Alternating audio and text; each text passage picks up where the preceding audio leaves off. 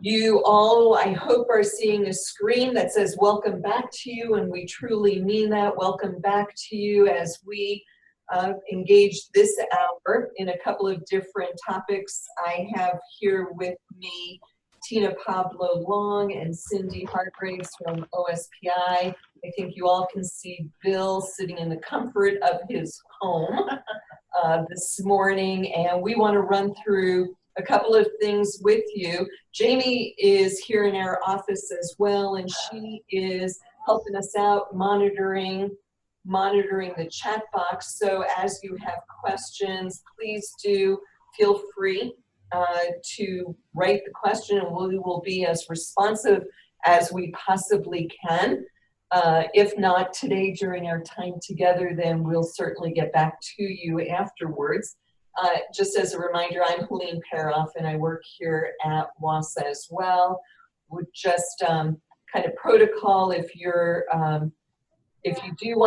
if you're not talking, to please mute your microphone. Otherwise, we get a whole lot of feedback that way, and using the chat box. And as I said, Jamie is monitoring that as well. The other thing that I wanted to mention from the get-go is that if you go to our WASA website, which is wasa-ole.org, and go to academies, then go to the Special Ed Director Academy, you will find a PowerPoint already posted that we're using this morning. Should you have any trouble accessing that, just let us know, and we'll get you situated quickly.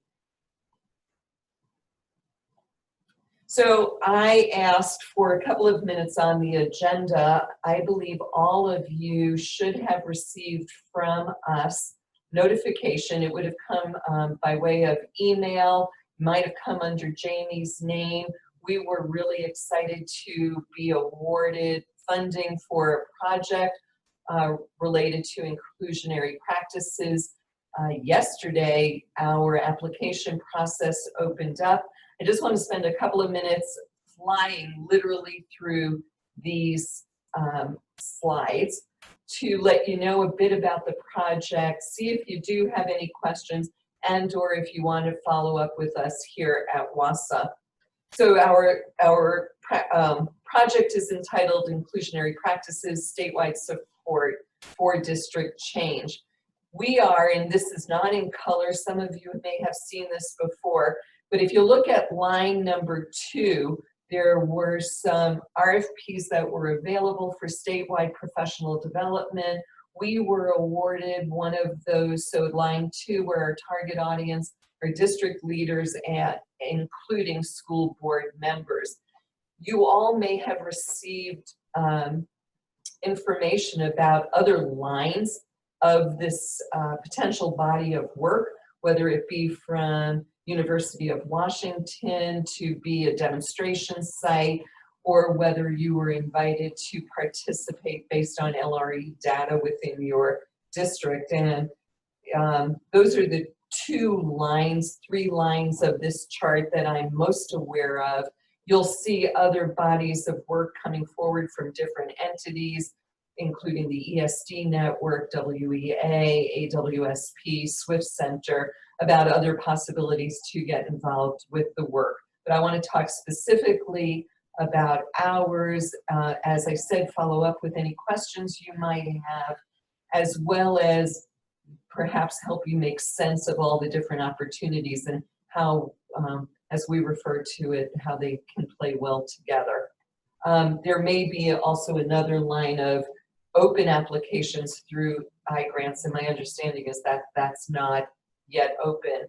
Glenna speaks to that all of those activities in 17, 18, and 18, 19 led up to the legislature approving funding for these different projects. So our project in a nutshell is to provide professional learning and support to districts as they move toward more fully inclusive learning environments for students with disabilities.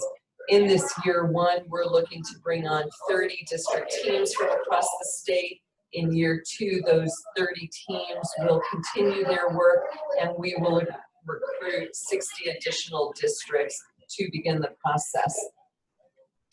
Here in a nutshell are our goals, all of which really are about increasing outcomes for students with disabilities. So looking for changes in LRE over time, students' perceptions of feeling safe or welcomed in their schools as well. I think a highlight of our proposal and much of what we're really excited about is that Dr. Katie Novak, who many of you know either personally because you've attended work that she's done and or have read, seen her work, will provide face-to-face professional learning. There will be webinars, mentoring and coaching, book studies, online courses, and because we also have school board members as a target audience, WASDA, the School Directors Association, has lent its support to our project as well.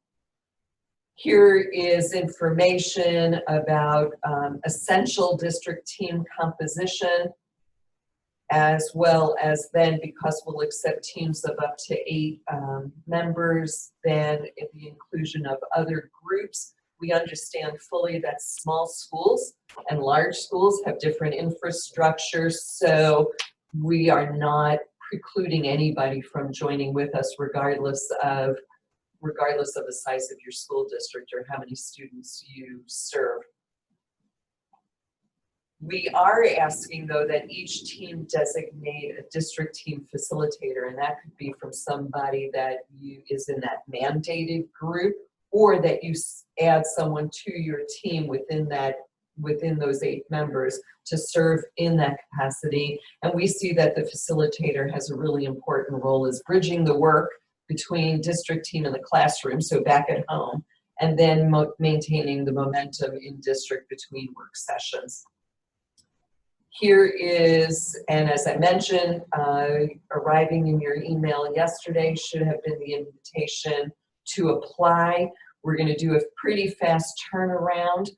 Once we had an executed contract, we actually got information out to all WASA members, and Jamie then sent on to special ed directors who may not be WASA members the information directly. But prior to the Thanksgiving break, we sent out information that for districts' consideration if this was something that they might want to apply for, so that when the application period opened, you'd be prepared to have applications in by December 12th.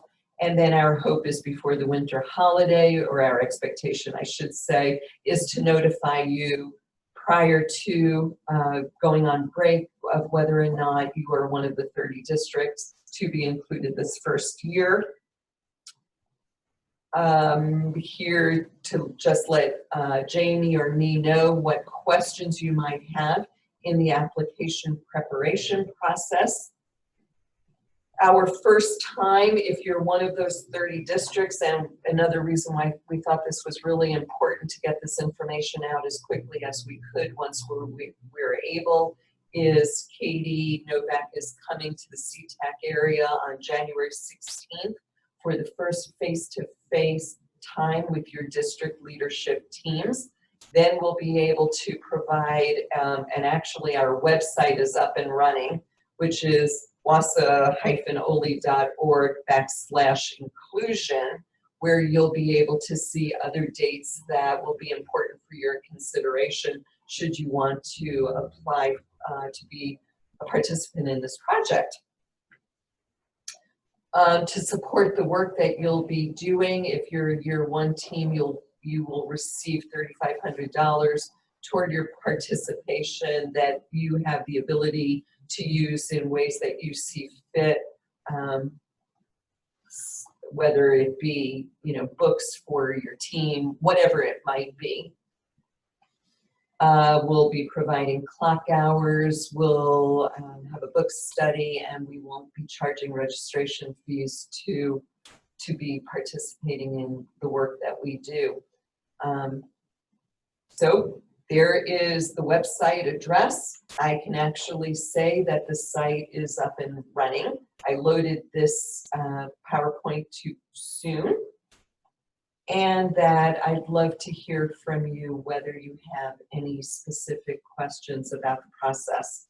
I also wanted to mention to you that a week ago, Saturday, we had a superintendent's meeting. Approximately 130 superintendents attended that, and we shared this information with them then, so that if they're talking to you about it or there's conversation in the district, or should you go to your superintendent, he or she may actually know about the project well by this point. I'm going to stop there and see, Jamie, are there any questions about our project in the chat box? No questions yet. Okay, so please do let us know if you do have any questions. And with that, I'm going to turn this over to Bill. So I'm going to mute us for a second, and then I'll unmute us, Bill, when appropriate. Okay, good morning. Thanks, Helene. So before we start, we wanted to suggest a couple of questions that you can consider as you listen to Tina and Cindy's presentation this morning. So one is just what was clarified for you as you listened to this presentation? And then what questions come to mind as you listen to Tina and Cindy this morning? So, and then as Helene said earlier, as you're listening, as you have questions, please put them into the chat box and we'll check periodically and address them during the hour. So I think that's it. So I just wanted to reintroduce Tina Pablo Long. Tina is the Director of Special Education Operations at OSPI, and Cynthia Hargrave is the Program Supervisor at Special Education OSPI. I hope I got both your titles correct. I think I did. But I just wanted to thank you both for taking the time from what I know is your very busy schedule to do this presentation this morning. So having said that, I'll turn it over to Tina and Cindy.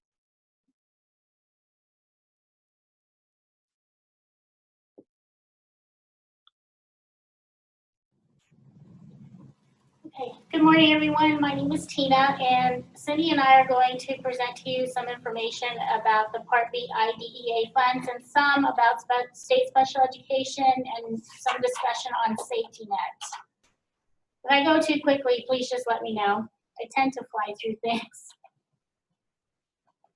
So as you know, this is our vision, mission, and values for OSPI. This is posted on our website if you would like to read through it. We have an equity statement also posted on the OSPI webpage. And this is what special education services entails: providing technical assistance, professional development, engaging our stakeholders, administering general supervision, and allocating federal special education funding, and manage safety net as well. So these are the areas we're going to cover today. If we don't cover anything, or if you have any questions that need to be answered in detail, please let Helene know and she'll pass along the information, and we'll try to answer to the best of our ability. If we don't know the answer, we'll find it for you. So for those who are new, we have Part B funds that are divided into two different sections. One is called the 611. That's ages 3 to 21, and then 619, which is 3 to 5. Many times we get questions about how the allocations are made, and some parents even ask us how much are the ESDs receiving out of these funds. Our answer to them is always the ESDs do not get any of these funds through the allocation method. But as you can see, the formula uses the base amount from 1999's federal grant.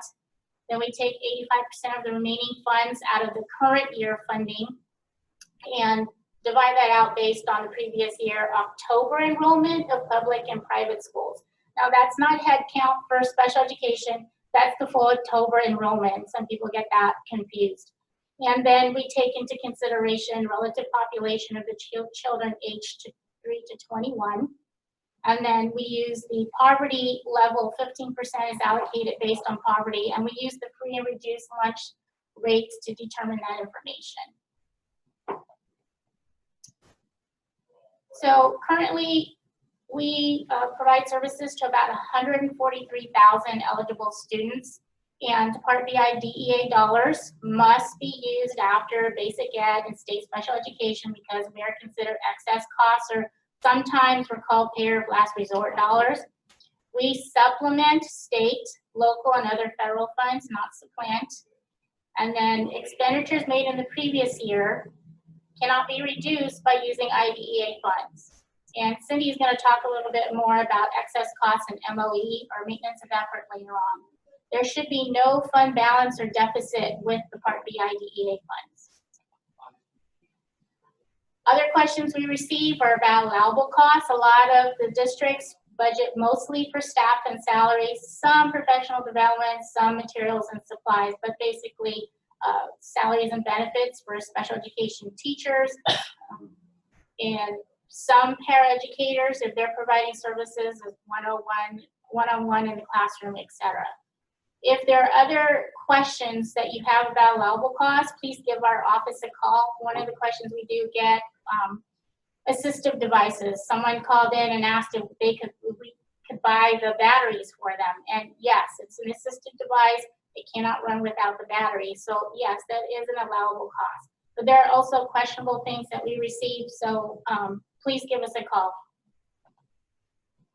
Anything costing more than $5,000 or more, and that includes equipment, furniture, or capital expenditures, must be pre-approved by OSPI.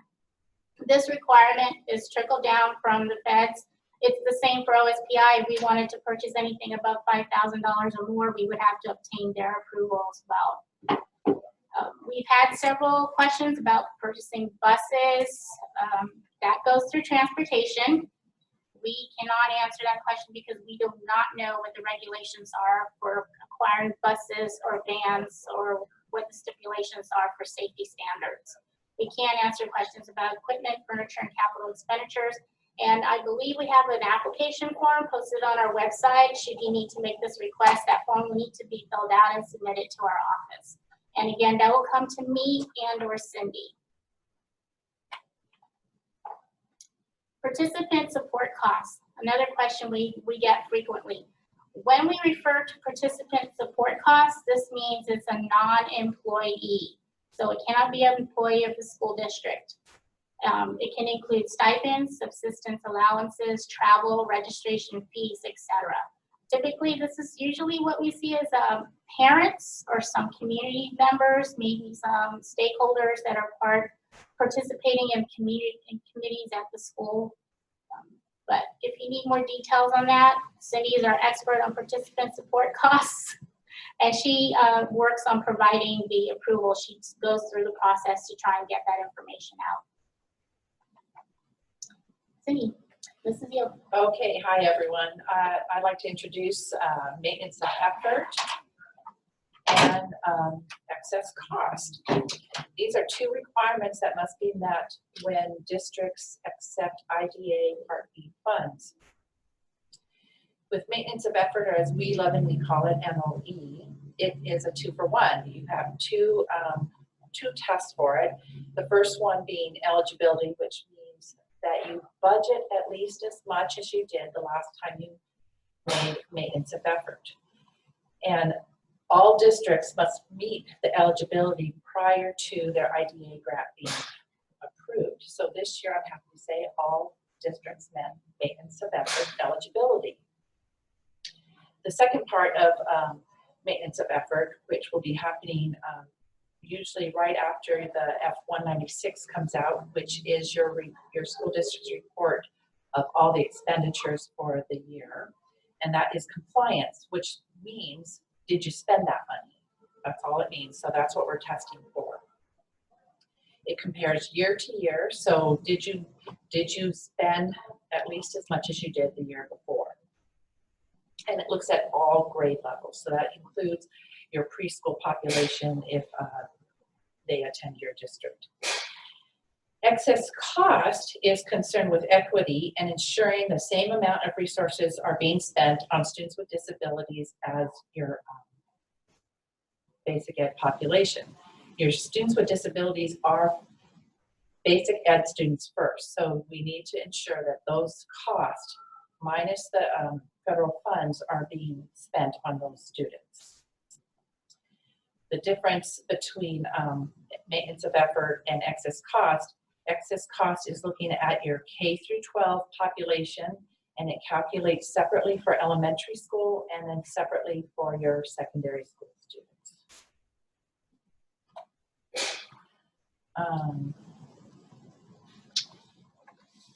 Let's see. Okay, so here we're saying the LEA, which is your districts, considers only local and state and local funds, not federal.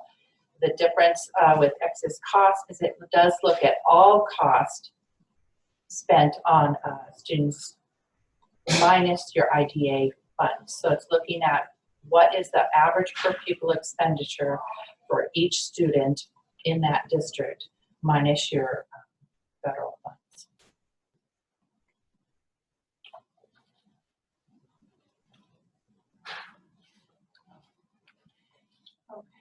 Oh, and I've already sort of talked about this. So, like I said, the MOE is a two-parter. You have to budget and then spend at least the same amount as you did the year before. And then excess cost is where you're spending above and beyond what all basic ed kids receive in funding. Oh, Tina. Back to Tina. So I'm bringing up indirect costs here because some people tend to get administrative costs and indirect costs. They use the term synonymously and they are not synonymous. You can charge administrative costs directly to the grant if that staff person is doing work for special education. Indirect costs are those costs that are not directly attributable to a product or such as curriculum or providing services. And that could be anywhere from rent and the utilities in the office supplies, or insurance. And you know the rule, supplement, not supplant. You need to build on what is there. It cannot take the place of. And basic bottom line is you need to add. And this is the purpose of the supplement, not supplant. I'm not going to read through the definitions, but if you have any questions regarding what this means, just give us a call. A lot of people do have questions on this and need more details on it. You've heard some discussion probably going around about how to use your funds, and you've heard the terms layering or blending or braiding funds. So layering is a relatively new term. It's actually an old school thought where you would, as you can see the layers of cake there, the bottom layer would be the monies received from the basic ed through apportionment, and the second layer could be the state special education or local dollars, etc. And then the third layer would be Part B IDEA. Basically what this means is if you use your general ed dollars first, you can pull out the bottom slice of that cake and still have the other layers on top. Now, how you use those layers effectively you will need to discuss that with your business manager, and we highly recommend that you do that to use your funding effectively. Here we have braiding, and a lot of the school districts, I think this is pretty much a common thing where 2 or more funding sources are used to support costs for services. And here, some people leverage their state special education and the Part B IDEA dollars to try and provide services. And like I mentioned earlier before, most people use our IDEA funds to pay for staff salaries. But those can be allocated when it comes to braiding. You need to allocate those costs. And usually if a staff person does Title II work and then Part B IDEA and then some other, you have to use time and effort for that staff person because you're allocating costs to those different funding sources. And that's basically what braiding is. Blending is when you put in 2 or more separate funding sources and wrap them all together. As you can see by little graphic down there, all the little barrels mean some kind of funding source, and then they all wrap into one little bottle. The problem with blending is the funding sources lose their identity, and it becomes a challenge then trying to figure out what funding is being used to pay for some cost, some service. The other problem, even though this may be less burdensome, is that some of those funding sources have their own regulations and requirements that are very specific. And they come down from the federal regulations or even state law that prohibits from the use of those dollars in one form or another. So that's also another issue with blending. Although the feds have said that you can blend your funds, in the past they didn't, but now they're saying you can, we highly discourage this because it can cause some issues within your accounting books trying to figure out how the funds are being used, and then also trying to answer to the auditors when they come in to audit your funding. Some recommendations for grading tips: work with your business office, work with your fiscal staff. We highly recommend that the two of you get together and understand how your funding is being used. I've had questions about why are they using my special education dollars to pay this staff person who doesn't work special ed full time? Well, because they're providing some kind of service, they're writing some curriculum, they're doing some kind of training. So yes, special ed dollars will be charged for some of that time, but you need to work with the budget office to determine how much of that time is being charged the special ed dollars. Without working with your fiscal staff, you don't know where your expenditures are running through. You don't know if you have enough money to enhance a program or start a program. So it's very, very important to work with your budget office to determine how you can effectively use your dollars. State special education funding, as many of you may know, you can find this information on your 1220 report. You must have a current evaluation, a current IEP must be in effect, and the student must be receiving special education and related services on or before the count. And the count is on the fourth school day of September and first school day of each month. And you know, your budget office at least knows that this number can fluctuate month to month because of that student count. The 1220 reports are posted on the OSP website. If you would like to go out on your own and try to find your 1220 report for your school district, just so you know what dollars are coming in. The pre-K funding formula, many of you may or may not know, but the pre-K dollars are not automatically added into your 1220. The pre-K dollars are calculated, I believe, is it on the 3121? I always flip them. I flip them. It's The down to 4121. 4121 On the 4121 section of your 1220 report. down at the bottom. Down at the bottom. I'm sorry, it's a little confusing, but when you pull up your 1220, it's clearly labeled on the report, and you will see the pre-K state special ed funding at the very top of that report. So the district has 10 birth through pre-kindergarten students. This is just an example. And your district's BEA is the $5,022.90. Your district will receive $57,763. And as you can see, the formula is down below. This formula also shows up on your 1220 if you want to do some comparison yourself. The K through 21 funding formula, as you can see, here's an example.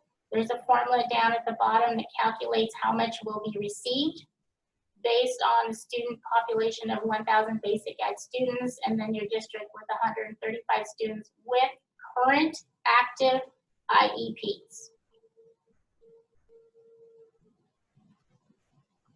So legislature passed the Senate Bill 5091 with the multiplier change. So for 2019-2020 school year, the multiplier is 0.995 for all LREs. In school year 2020 to 2021, that will change. So for those students spending 80% or more of their time in the general education class, it'll be 1.0075. Anything less than that will be 0.995. Currently in the supplemental that we are submitting to legislature right now in this session, we are asking to increase the LRE for 80% or more to 1.02. So we don't know if that's been approved yet. We'll keep you posted on that. Allowable costs. I talked about this a little bit. You need to make sure it's allowable. It's a reasonable cost. It can be allocated to either your basic ed, state, local dollars, Part B IDEA, and it must be consistent. And here are some examples.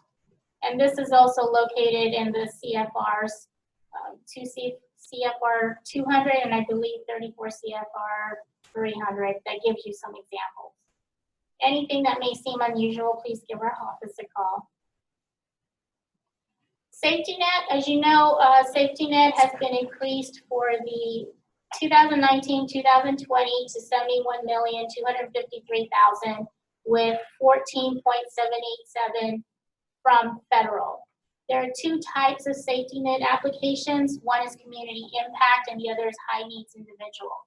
High needs individual is the most common one that is applied for, and the student services needs to receive a certain dollar amount of a threshold, and that threshold changes from year to year, and I will go through that in a little bit. Community impact is where there's an unusual circumstance in the community and the school district cannot apply through the normal means, and that community impact could be foster home, homelessness, military, migratory populations. Those will be the types of community impacts we usually see, and there has to be a narrative that needs to be submitted with the students' records. So what is new on safety net? Several things have happened for this upcoming year per legislature that has been passed. Amber O'Donnell, who is our safety net lead, and then we've hired Jess Anuncio, and he is our safety net program assistant, and then Sarah Kahn is our safety net administrative program specialist 1, and she comes to us from Clover Park School District, so she has some knowledge on that side of the way things work. So Amber has revised worksheets A and C. Those are posted on our website. Please take a look at them. In preparation, if you have any questions or if there are any issues with the formulas or how the worksheets are linked to each other, please give one of these 3 people a call. With WAC 392-140-60120, we are now being required to deduct from the safety net application if Medicaid billing has not been done. Now, there are some exceptions to this, and some school districts have asked us what kind of exceptions we would grant. One, we would say, okay, we're not going to deduct if you're in the process of working on your Medicaid billing. Determining which children are eligible for Medicaid, I know you don't know that all the time. Whether or not your providers are eligible to bill for Medicaid, and if that's being put in the process, if you're getting them to do that, or if a parent refuses to state that they want Medicaid billing, those are some of the exceptions. We do have some forms we're working on to have the school districts fill out and submit to us with the application so that we're aware that some things are being worked on, they're just not completed. We will not automatically take the deduction. The deduction will be 75% of the average Medicaid expenditure, right? 70%. 70%? 70%. The multiplier used to calculate the threshold was reduced from 2.7 to 2.3. The 1920 threshold is now $29,707.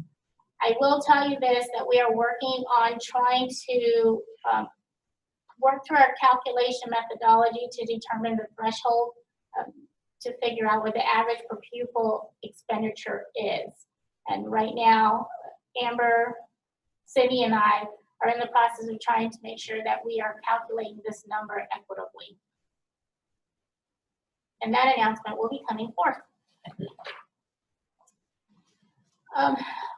We are amping up our fiscal monitoring process to fulfill our subrecipient responsibilities. I know this has not been done as well in the past, so it's becoming a more robust system. We are piloting this project with desk reviews this year, and it's all going to be risk-based, and it'll address most of these areas, if not more. And that's, as you can see, staff turnover, last audits, previous fiscal monitoring, any actions, MOE excess costs not met, safety net, And as you know, something new, significant disproportionality in budgeting for CCEIS, carryovers or reversions of funding, financial management system, written policies, etc. I hope to have a draft fiscal risk assessment and a draft policy or procedures regarding fiscal monitoring out to the budget directors so they can take a look at it. Right now, we are in the process of trying to tweak our tools for probably the next year or next round of monitoring when program review and improvement goes out. But this will be up and coming, and I will share this information with your budget office. Does anyone have any questions?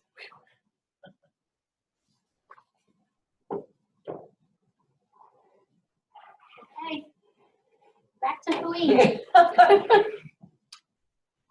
So while Tina and Cindy were talking, it dawned on me that I didn't open up by saying for all of you, you are now into maybe only your 6th month in the position that you're in. Some of you longer.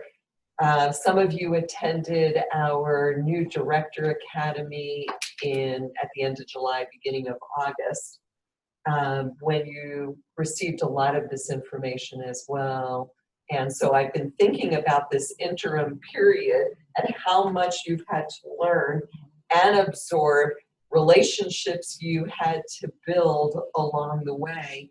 And so I should have started off by saying congratulations to you. We're in December now. And then Tina and Cindy just went through about another, 30 some odd slides. So really, let's take a pause to see whether or not there are questions, understanding full well that you may want to go back and review the PowerPoint after this, digest and process the information a little bit before having a question. Or they both were so crystal clear and those slides were so crystal clear, you may feel really, really well informed. So I do want to take a little bit of a break to see whether or not there are questions specifically around the fiscal part. A question did come up about the Inclusionary Practices Project, which I'll circle back to in a second. So Jamie, was there a question on Tina or Cindy's part? Right now, Kristen is still processing, so she'll get back afterwards if she still has questions after she processes it a little bit. Yes, please. We have been asked to provide some fiscal training to some of the new business managers or fiscal staff that have come into the school district in the last year, which there have been a lot. We are trying to work on that. Right now, we don't have the staffing. We're hoping to have one other person come into our unit to help us with some of this. They could be Zoom meetings, they may be PowerPoint presentations we post on our website, but we're still in the process of that. So just bear with us. Otherwise, just give us a call. Yeah, call us. Well, what I'm wondering, so not to put you on the spot, but to put you a little bit on the spot, is there any reason why any of the special ed directors who are on today, or those who may come to our website to look at the resources, couldn't share your presentation with their business manager? Oh, no, they can share it. So I think that might actually help lead to a conversation and shared understandings, whether your person is brand new or more veteran.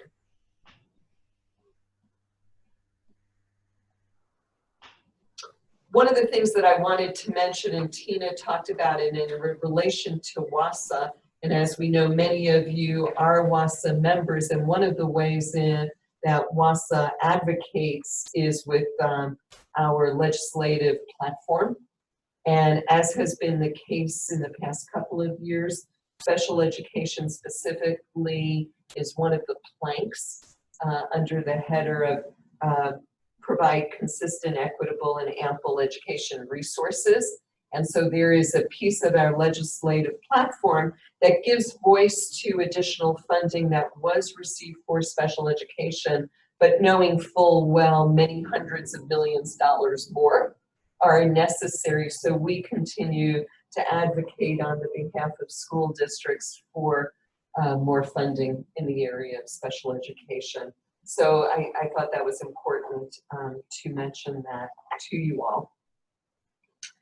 I'm going to see, so one of the questions that was raised was about inclusionary practices projects, and the reason why, and let me see if, let me see how quickly I can actually get there,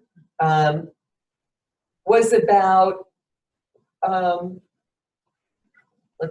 well, maybe I can't get there very quickly. One of the very first slides that I showed was the one that showed all the different projects. And the question that was raised was about, so is the project that WASA is doing different from what your district may have already been notified, if I understand the question correctly? So prior to our releasing information about our project, many districts across the state were invited based upon their LRE data in one of these 4 areas, whether it be around core participation, alternative schools, your N size, or the percentage of students spending time in the least restrictive environment. This information was sent out to districts, and it identified specific school buildings within the district. If your district was or is interested, and I believe the deadline is December 15th, I may be wrong, so you want to double check that. You need to fill out a self-assessment, a district self-assessment, and write a plan. And so some of your districts are in the process of that. Our project is in addition to. And so one of the things that I think for many of us we've been concerned about is just how complex this is, and there are multiple opportunities to receive professional development, to receive technical assistance, support in some way. And your entry points might be from different places and or multiple places. So your districts have been invited to join in and apply for becoming one of our first 30 districts through this line, through this opportunity, while simultaneously your district may be applying for support through this. Not all, there were 150 schools that were identified, so not all schools and not all districts received this invitation to apply through what I call this line 5. All districts, of which we'll choose 30, have been invited to participate in our project. We'll do the review. There's no guarantee that all districts will be accepted based upon capacity, readiness to benefit and such. We happen to think, and I'm not sure that all would agree, so maybe I should just speak for myself, that this effort can be very coordinated with our effort. So if a district is prepared to think really strategically about the support provided here and also apply to become a part of our project, I just have this feeling and belief that they could play well together. Work that increases inclusionary practices for students, I don't think will really ultimately compete with one another a great deal. So I'm hoping that that responds to the specific question that came in. I think there are a couple of more questions that came in the meantime. So let me stop. Let's see what the other questions are, and or if we've done a good job of responding to the one that was just asked. Kate did respond that it helped a lot, and she thinks the two would work really well together. So I think you answered her questions as she needed. Kristen had a question, stated safety net is something that's really new to me. Where might I go to learn more about how to understand it? And then also asked, can you remind me about what BEA is on slide 40? The BEA is the basic education rate. So that's the first set of dollars you'll receive out of apportionment from our financial services office. And it's different each month. Well, the rate's based off your school district. And there's a calculation methodology that apportionment uses that I don't have the formula on here. And these are pretty lengthy formulas. So we could try to get that for you for your district and let you know what that is, but it does differ district by district based on a number of circumstances. As for safety net is a high needs capacity legislative dollars we have received for many years now. And it's through the safety net funding. There is an application process. There's a description on our website. So if you go to the OSPI website, and I can't remember, under funding, there's a link there to special education. And then once you get to that page, you can link to safety net. It'll give a description of what safety net is about, how to submit worksheets A and C, what is required, thresholds. There are instructions in a bulletin that's posted on there. And again, Amber O'Donnell is our safety net. Her information's on this PowerPoint slide. If there are any questions that you have that are not meant or answered through the website or any of the sheets that are provided, please feel free to give one of those safety net staff a call or an email. That's what they'll be more than happy to help you out. And we hire the additional staff because of the workload of safety net, and so they support Amber in every way possible. And again, safety net has been going on for a while, and it's just on the high needs. So that's beyond the basic ed dollars, it's beyond state special ed, it's beyond the Part B IDEA. So if you've exceeded costs on all of you by using all those funding sources, safety net will be an alternative option. However, the caveat to that is enrollment has to be 13.5% or higher. Anything lower than that does not qualify the district for safety net. Answer the question? It looks like you answered her question, and BEA is not Bellevue Education Association, as is No. the Everyday World, so she's happy to hear the difference. It's the basic education rate that every district receives based on their count, their enrollment. Is it full enrollment count? Yeah, all students. Yeah, all students. All basic ed students. And enrollment is done every month. Then that's the reason why the dollars sent out to school districts vary every month. But the basic ed rate is based on your school district's, there are special circumstances that go into that calculation methodology. And actually, I believe apportionment sends that information out to every school district as the year starts. So the budget office should know that information prior to the school year starting, at least for an estimate for the September month, because the count is always a month behind trying to get it into apportionment. But just as a caveat to Helene's inclusionary practices, that line 5, David Green in our office is the one who's our liaison between the project coordinator and everyone else for those cohorts. So if you have any questions regarding that, please contact him. And his email is david.green@k12.wa.us.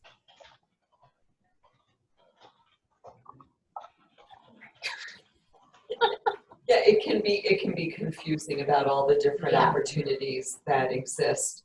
Jamie, any other questions that came in? No other questions. So Bill, any final thoughts? Well, one is that I was happy to hear people talking about connecting with your business office, because it's really critical. And actually, I was also happy to hear Tina say that they're going to be doing training for those people, because I can remember over the years, there were many times when the business office would come to me and ask me questions. And a lot of them were programmatic in nature, but they were also fiscal in nature. So I think that, I think the more training that we can do for both program people as well as fiscal people, I think the better off we're going to be. So really appreciate that. And then the last thing I just wanted to remind people is that our next session is on January 28th and 29th. And the 28th is a half day. And Helene, make sure I'm saying this right, but that's the scheduling presentation that we'll be doing. And then the 29th,